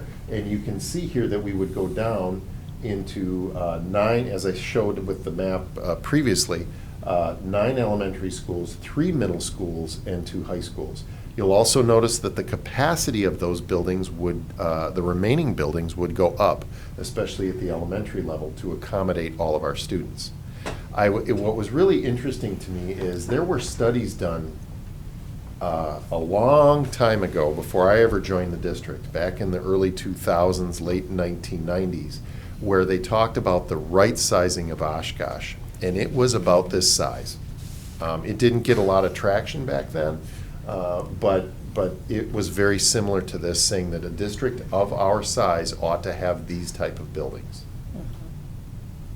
So here's some potential projects that would happen, and this is part of phase 2. And remember, When we spent time presenting this work, we lasered in on phase 1, because that's what the referendum was going to be based off of. Phase 2, 3, and 4 were articulated out, but we didn't really spend a lot of time going over that, just to, yes, we have a plan. These schools would be able to handle these many students with these modifications. So Oakwood would potentially get an addition renovation to increase its capacity to 600. It's currently sitting at 426. Traeger would have an addition renovation to increase it to 600. It wouldn't need much. It's currently running at 570. Franklin would have to be increased to a size of 600, which coincidentally is the size of our new elementary school on the north side. Its current capacity is 423. Jefferson would have a little bit of an increased capacity to 450. It's currently running, it says its current capacity is 300. It is, it's running below that at this time. Lakeside would have a little bit of renovation. Its current capacity is would be at 300. The new West Side Middle would be either an addition or a complete replacement of South Park Middle School. This would accommodate 750 students. Obviously, Tipler Middle School would no longer be used as a middle school after that. We would not need it for a middle school. And then Roosevelt and Shapiro would be, they're on there as TBD. Roosevelt would not be needed as an elementary school, and Shapiro, at this moment, we're kind of eyeballing that as a perfect site for our early childhood 4K center. It's a beautiful piece of property, and with some renovations, that would be pretty amazing. So we also talked a little bit about the impact of FAC2. As you know, FAC2 is focused on coming up with recommendations to you, and they're about a little over a fourth of the way through their work in terms of outdoor athletic competition and practice, indoor athletic multi-purpose practice, fine arts performance, and aquatic competition and practice.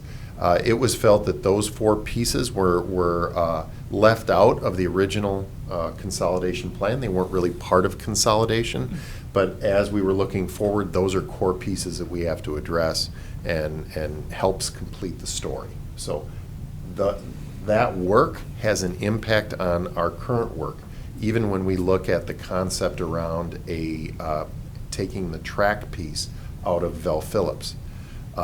What made that very difficult decision a little bit, I don't want to say easier, but more reasonable, was the fact that we could add it into this space, which would attach it more to a rec department space and be a little bit easier to access for folks. Still didn't make it easy, but it kept us from making some other cuts that would be worse to the educational spaces. So with that, I'll turn it over to Drew, and you guys can talk a little bit about debt analysis. So that kind of brings us to how do we finance all of this?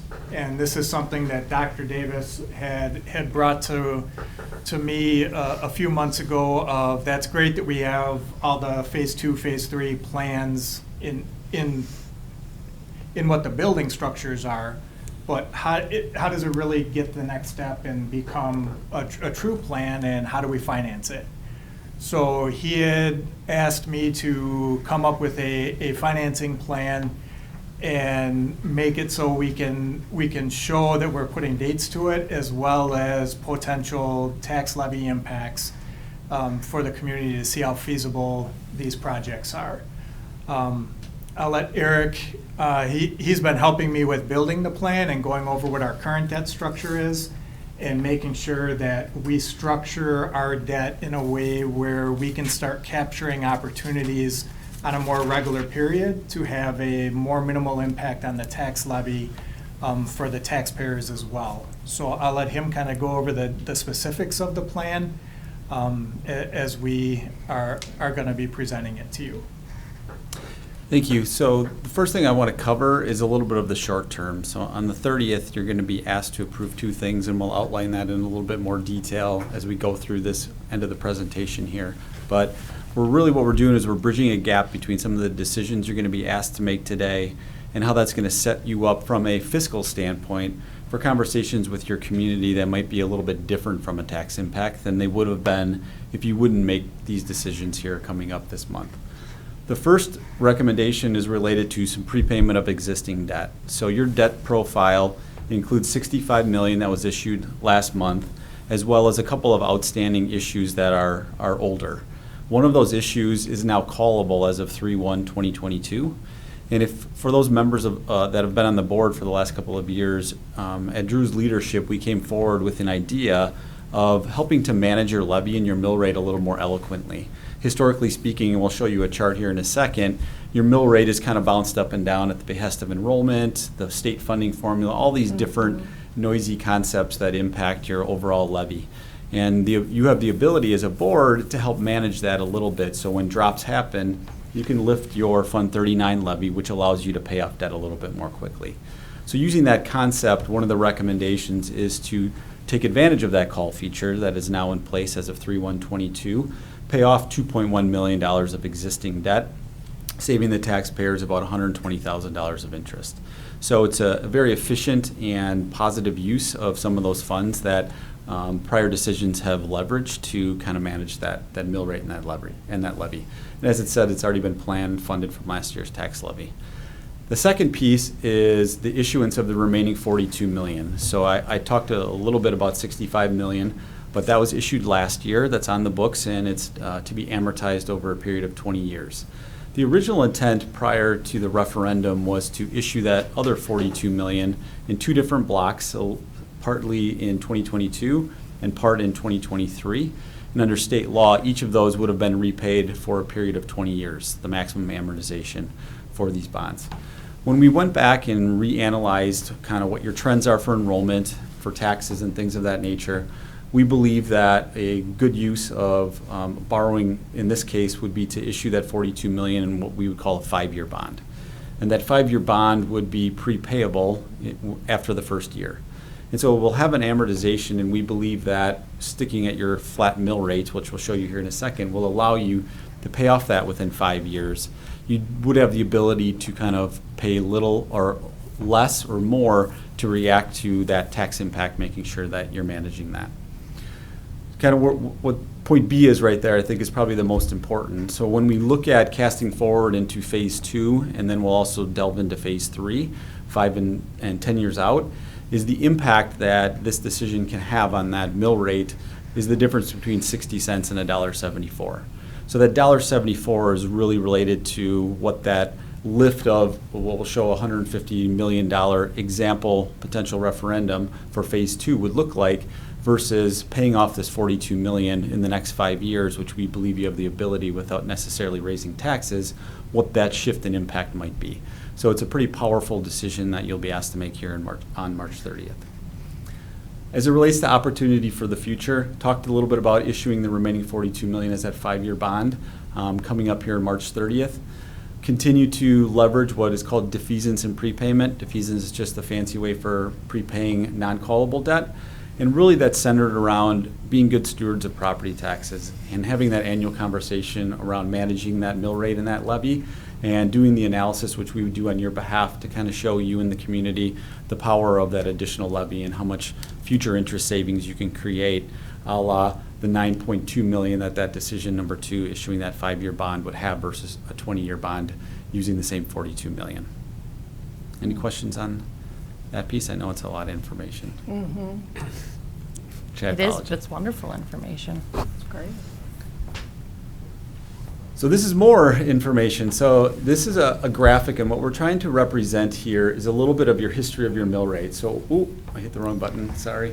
Over on the left, as we hopefully get this back up here in a second, is the mill rate. And I spoke a little bit about the volatility, and what you're going to see here in a second is it kind of bounces up and down. It bounces up and down based upon your enrollment. Every 2 years, the state passes a budget that gives resources to schools. So you're going to see that bounce around a little bit. But the important part to take away from this is it's a full integration and picture of your mill rate. This doesn't isolate debt. It doesn't isolate anything. So we're working to manage what your mill rate is. And what we believe is that the decision you would make, and that's where the black line kind of transitions from 21-22, where your mill rate that was certified last fall was $9.41. We believe that those larger yellow bars, being the $42 million repaid over that 5-year period, can keep you at a $9.41 mill rate. Reason for that is, again, you're managing to a decrease in your blue line, which is your general fund levy, because of additional state funding that's projected because of some enrollment, which would be a little bit of loss in revenue. But it's just, again, being good good stewards and not necessarily increasing taxes and paying off that debt a lot quicker to save roughly that $9.2 million. What the next block is, where we enter in kind of that peach color, is what is the impact of a potential $150 million referendum? And I spoke earlier on the slide, the difference between the 60 cents and the $1.74. This is that decision point that I referenced. So what this is showing is the 60-cent impact. That decision on the $42 million repaid over 5 years versus pushing it out over 20 years, and the savings that you can create from a tax impact by doing that. So that peach bar is 60 cents here.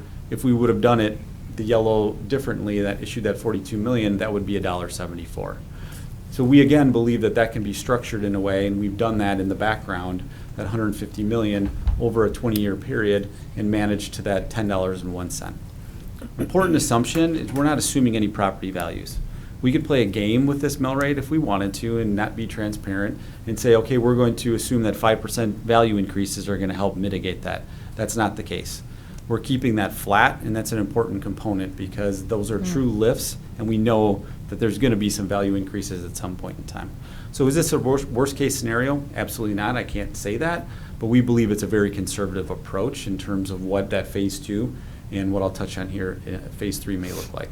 Finally, the green bar is the phase 3, which is a potential, an estimated $200 million referendum that would come in 2031-32. And what we would project is that would be a potential 80-cent increase. So those two lifts would be a total of $1.40 we would project over what we're assuming we have today based upon, again, those two decisions on the prepayment and the issuance of the $42 million. Questions on that?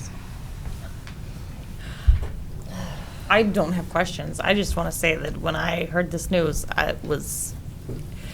I've celebrated it. I think this is a wonderful plan because we need to address phase 2 of our facilities plan.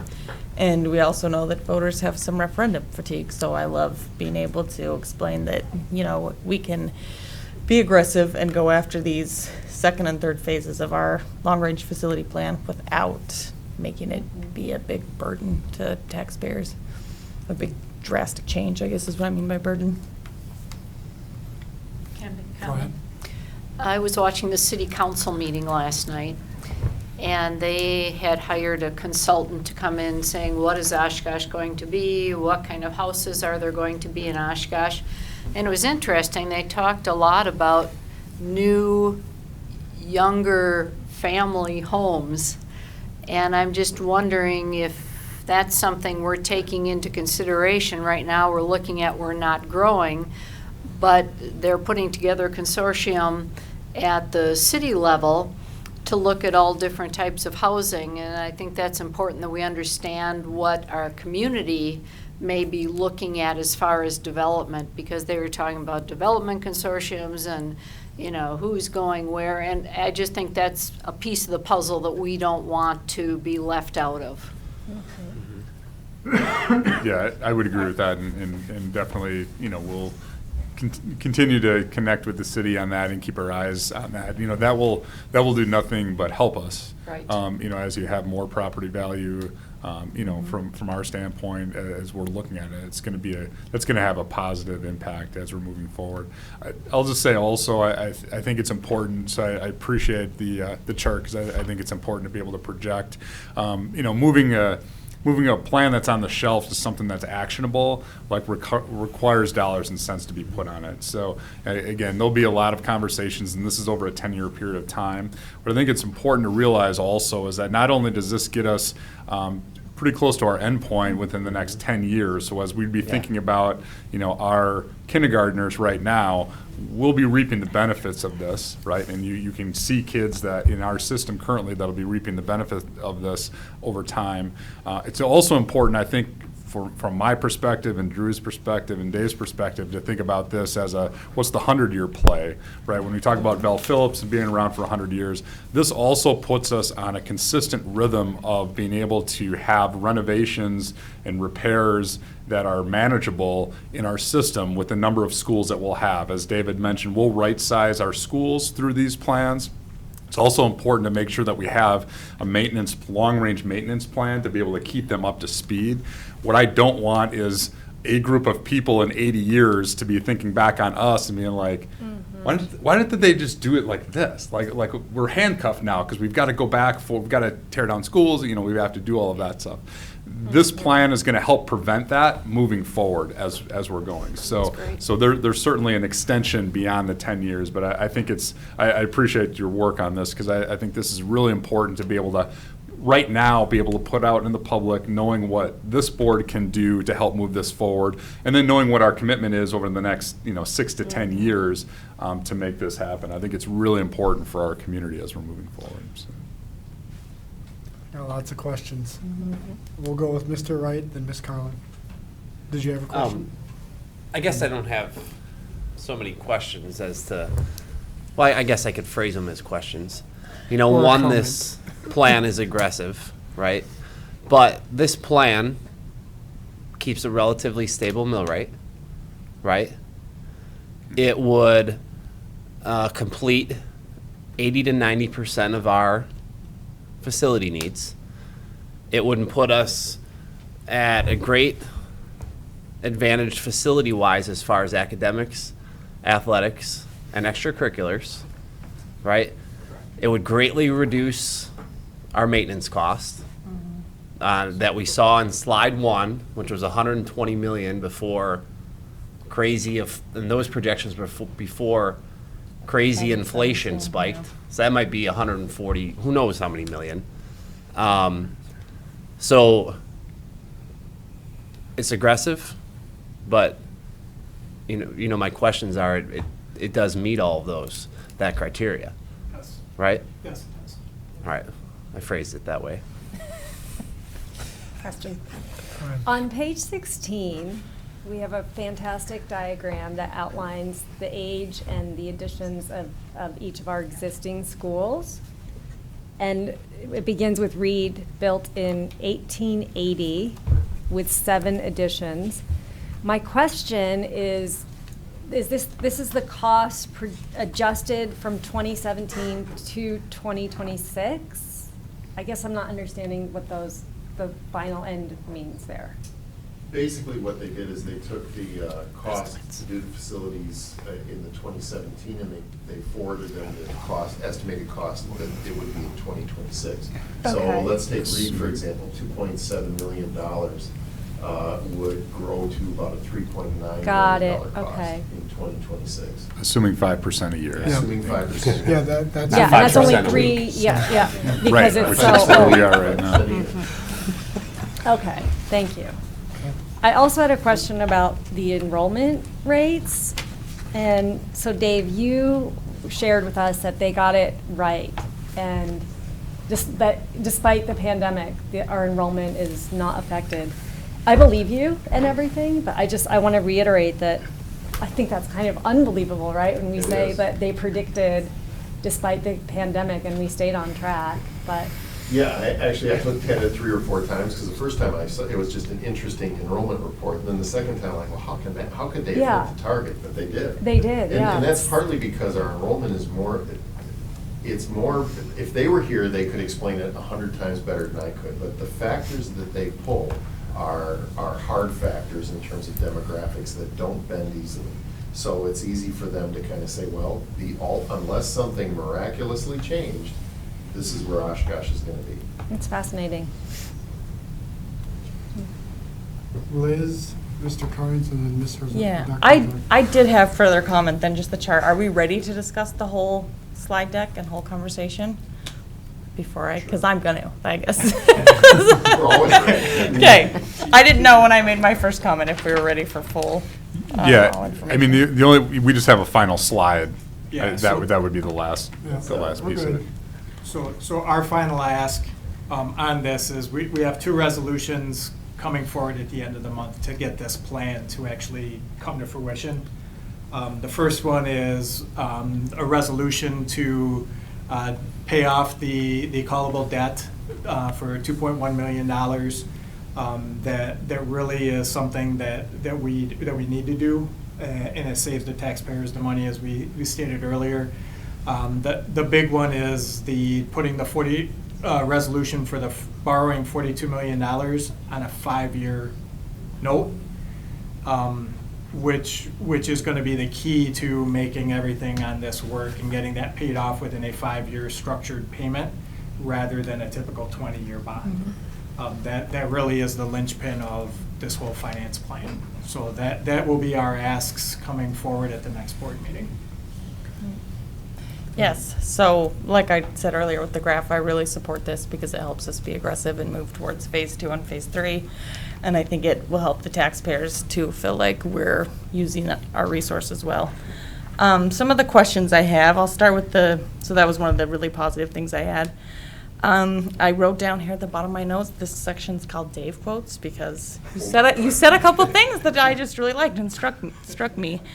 You noted that voters wanted the end of the story. They didn't just want what do we need now. They wanted this long-range plan.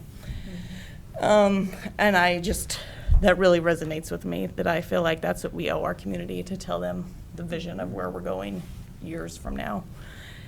And I appreciate the community members that have come and spoken, and also some of our school board members who've really pushed for Facilities Advisory Committee 2.0 to include the athletic facilities and the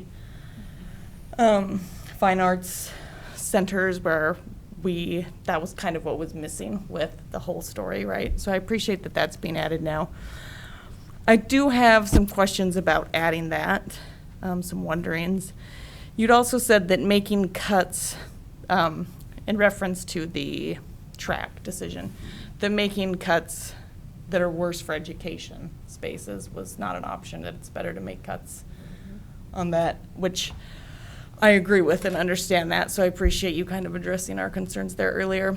What I'm wondering is if adding the athletic facilities and the fine arts facility does maybe do that to phase 2. When I look at phase 2, if we're adding in an extra facility, and we don't know that we are, but just hypothetically, if we're adding in an athletic or a fine arts facility, I worry that will stop us from making really needed changes at the elementary levels on the west side.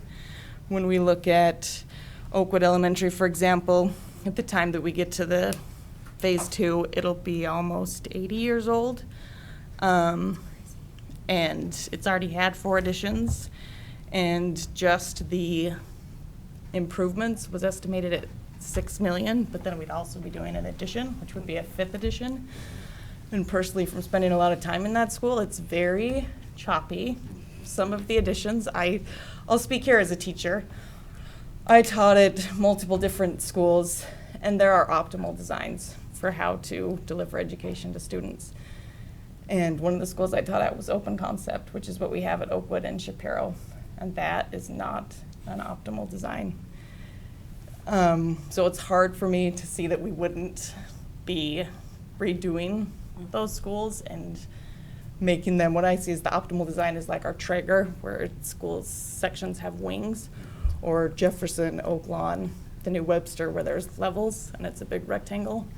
Just from my experience as a teacher, those kinds of buildings, those kinds of designs allow for incorporating a lot of light. I know there's classrooms at Oakwood that don't even have a window in the whole classroom. They allow for fostering, embracing movement and fostering creativity with collaborative learning spaces. And again, I just think of those additions and how choppy they were, that one of them was the open concept and that the next one was a lunchroom with classrooms around it, which makes it hard to have class going on when older grades are having lunch. So I bring up all these things, which I try not to focus on things that I don't like, but I bring up all these things because I do worry that we will spend a lot of money making the improvements we need, which is $6 million, spend a lot of money making the additions we need to make it big, too, to make it 600 capacity, and still have a school that really isn't optimal for educational spaces. So we'll have a lot of time to get into those details. You know, I think it's important to also put into context, you know, we're talking about 6 years. Well, we're talking about 2026, so we've got 4 years as we Yeah. get to that point. So those will be board communication or board conversations, community conversations about, it's the details about specifics. We just wanted to be able to just kind of tag, the concept of renovations, not getting into the details of what that looks like, because Yeah. we'll have time to, certainly to be able to do that. I can assure you that from a priority standpoint, the educational spaces are going to take priority. As we would look at balance, it's important to balance the co-curricular spaces, but again, depending on what the economy is in 2026, as we work through that, the educational spaces certainly will be a priority to make sure that we can have our buildings, have kind of the similar effect that we've had on the north side, and be able to just optimize what we have together. So again, this is really kind of 30,000 foot level. We just want to put those concepts forward, but it's noted that those are a lot of the conversations that we'll need to have as we're approaching 2026 as we're moving forward. And I knew you definitely didn't have the details of what a renovation or addition would look like.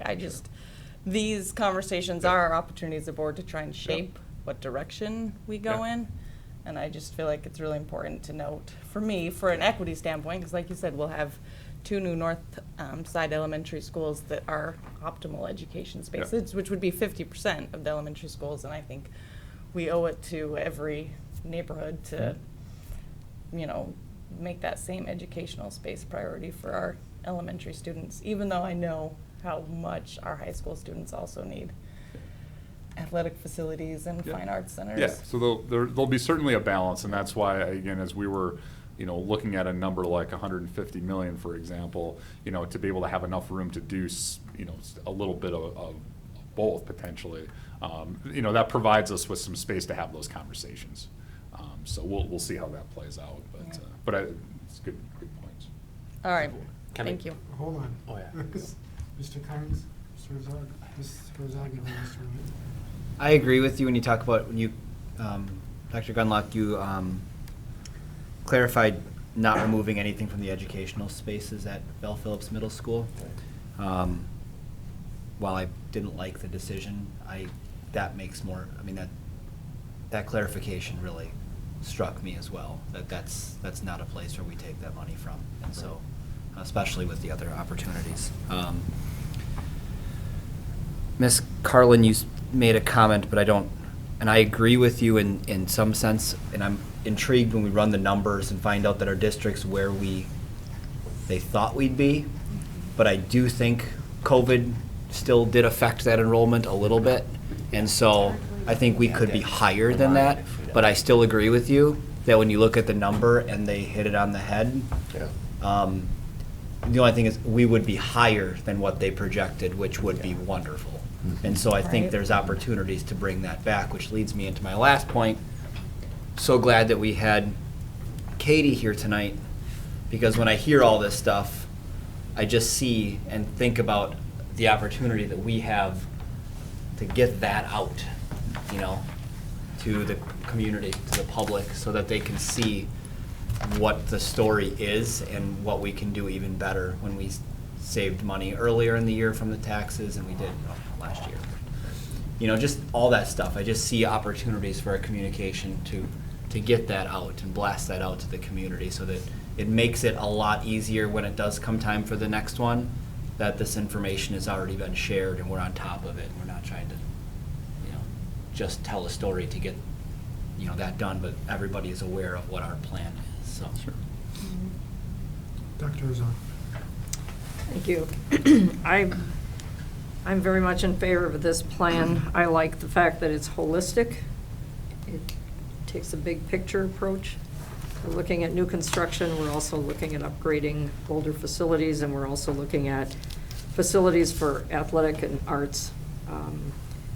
I've been approached over the last couple of years, not in a lobbying manner, but just information sharing with not having enough athletic facilities for many teams, so our students don't get the opportunities that they should have.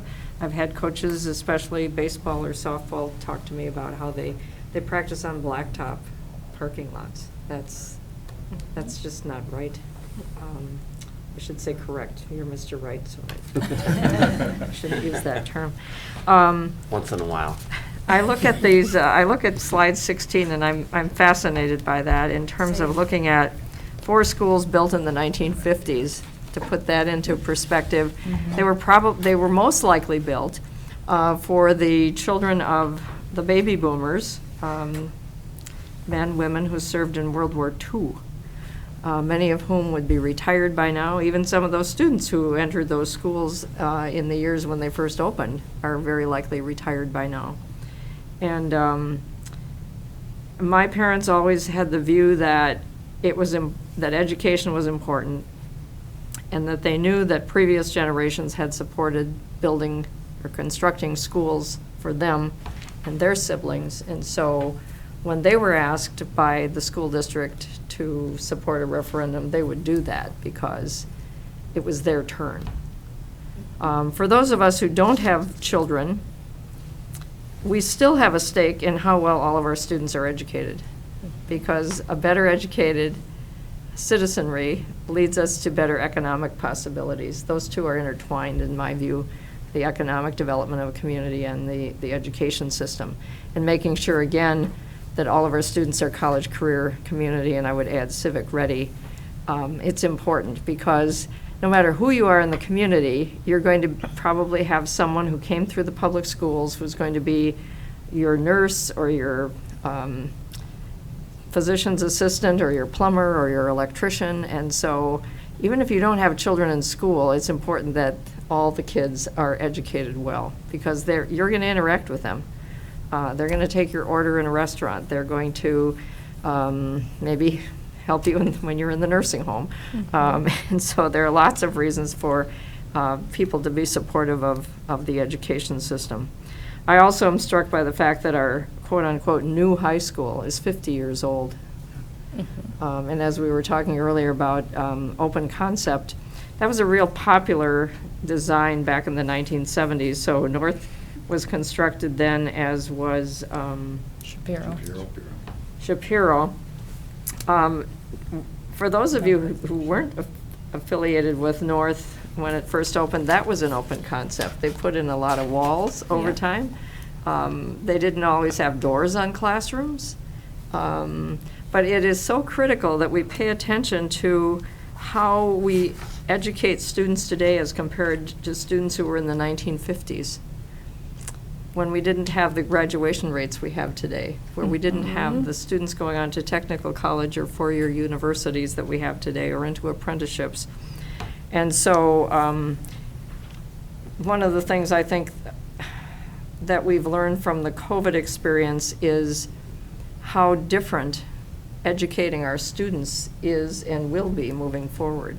And so we have to have learning facilities, classrooms, classroom spaces, education spaces. Maybe the word classroom will be out of date at some point, but we need to make sure that we're preparing students for their lives ahead. And so I'm very excited about this plan, and the fact that it also takes into account keeping a stable mill rate, which I believe taxpayers find very attractive. And so, as I stated before, I like the fact that this is big picture and it's holistic. So thank you. Mr. Wright? I'm good. All right. Ms. Carlin?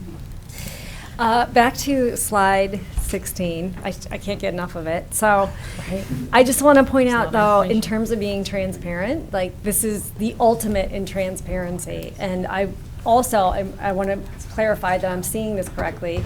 When you look at those costs of the cost of these old schools, it's kind of shocking, like, how expensive it is to maintain a school that was built in 1880 as opposed to a school that was built in 2000, like Jefferson.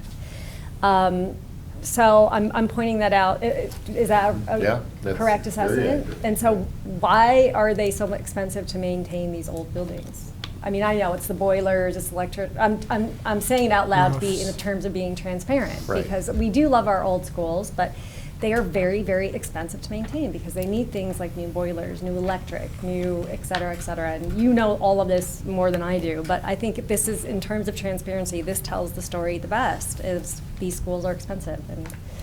And I'm correct in that You are very claim? correct. Okay. Yes. Ms. Larson, I know that you're here, but I want to make sure that if you want a moment to indicate any of your feelings on this, you can, but if you don't, no big deal either. I just didn't want to leave you out. So you don't have to say anything if you don't want to. Yeah. I mean, I'll just. That's fine. My thoughts gathering them. I mean, I was a student in the Oakwood Open concept, and while I think it was certainly a memorable few years, I agree that it wasn't ideal.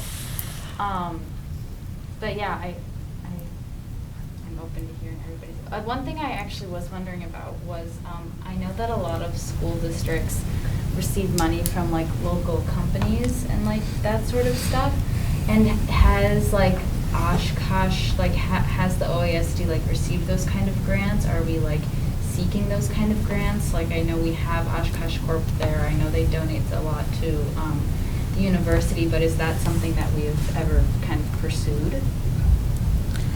Yeah, I mean, we're certainly always open to that, and certainly, through grant opportunities or through some partnerships, like the Oshkosh Fab Lab, Oshkosh North Fab Lab is a good example of that, a good partnership that we've had, and certainly as we're looking at our projects moving forward, those partnerships can be critical. That, I think it's really, there's a benefit to a public-private kind of funding, and I think it allows the community to be able to really engage, like genuinely engage in that process and be able to show that support. So yeah, we certainly would take a look at that. So, Yeah, absolutely. Thank you. That prompted a thought. Thank you, Ms. Larson, because I hear that a lot in the community, that about our athletic and our fine arts facilities, that people want to see that funded partially by private donations or grant funds or things like that. Yeah. And I think, again, it speaks to wanting the district to prioritize educational spaces and the community to take ownership of community spaces, right? Well, and when we were approached by our two athletic directors, as they came forward and said, well, kind of here's our needs, how are we going to deal with this? My statement was, nobody's going to give you any money without a plan. I mean, that's the one thing we realized real quick in our consolidation plan was we needed a solid plan, beginning, middle, and end of the story, so people could get a look at it, and nobody's going to hand over their dollars without seeing exactly what it's going to look like. And I think that was very important, and that even that concept of, okay, there's 4 projects the FAC 2.0 is looking at. We've heard, and we think we know, there are people who are looking to donate to all 4 of those in some way, shape, manner, form. They're waiting to see, well, what would I be donating to? So that's certainly going to be a big part of this. Yeah. And some of that could be, private, not just individuals, it could be corporations as well. Yeah. Thank you for that. That's an important point. Thank you. When is that committee looking at wrapping up? Late May, and hopefully the goal is to present to you guys in June. Okay, thank you. Yeah, they're working real hard. Awesome. They're doing good. Any other comments? Questions? Anything else that you guys want to end on? No? All right, thank you. Appreciate it. Thanks very much. Thank you. Thank you.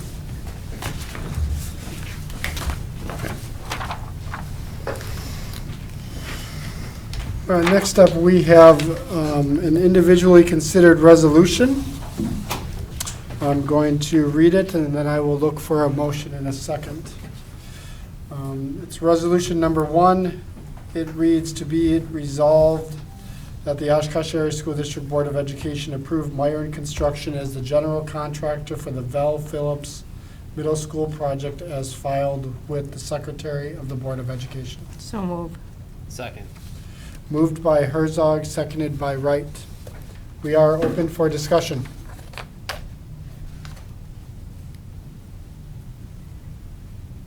Seeing none? Okay. The only thing, I didn't wait till discussion to vote it, but I wanted to talk about, creating apprenticeship programs and using a new school and future new schools as opportunities to build foundations, not only for our schools, but for our kids and their future families. So that would have been my contribution to it. No other comments? All right, seeing none, please call the roll. Wyman. Aye. Carlin. Aye. Herzog. Aye. Kearns. Aye. Peschel. Aye. Solaji. Aye. Wright. Aye. Ayes have it, resolution carries. All right, thank you. We are at request for future agenda items. Is there any request for future agendas? Ms. Carlin and Mrs. Herzog. Ms. Herzog. At our last board evaluation meeting, we talked about a board code of conduct or meeting norms discussion, or kind of framing that out.